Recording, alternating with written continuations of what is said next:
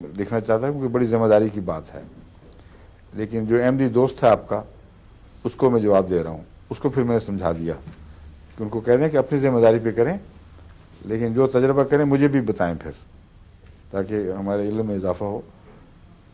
کیوں جی اب میرا خیال وقت ختم نہیں ہو گیا؟ ہاں ہو گیا. اچھا باقی پھر انشاءاللہ اور بھی وقت ہے، ابھی کلاسز لگائیں گے. خدا حافظ، السلام علیکم ورحمۃ اللہ. یہ دوائیاں تو آپ کی استعمال ہی ہوئی ہیں، اور ساتھ لیکوڈ اور یہ چیزیں بھی آنی تھیں، بنا کر دکھانا ان کو. پھر صحیح ٹھیک بھی کر دیا میں نے آرسنک پیشنٹ کے طریقے سے. اور یہ نماز اذان دلواؤ، نماز پڑھ لیں آپ. ہاں آؤ جی تشریف آؤ.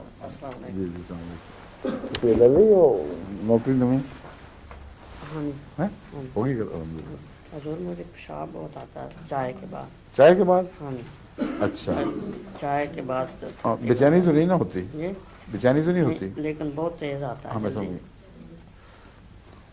جو چائے کا توڑ ہے وہ تھوجا ہے. ہر جو مرض بیماری جو زہر وغیرہ مختلف قسم کے خوراکیں ہیں جن کی بد اثرات ہیں ان کا انہوں نے ایک اینٹی ڈوٹ بھی بنایا ہوا ہے، اور چائے کا اینٹی ڈوٹ تھوجا بتایا جاتا ہے. تو آپ تھوجا دیں ان کو پہلے 200 میں 2-4 دن روزانہ ایک دفعہ. اور جب پیشاب زیادہ آئے تو اس کا فوری علاج ایکونائٹ سے پہلے کر کے دیکھیں.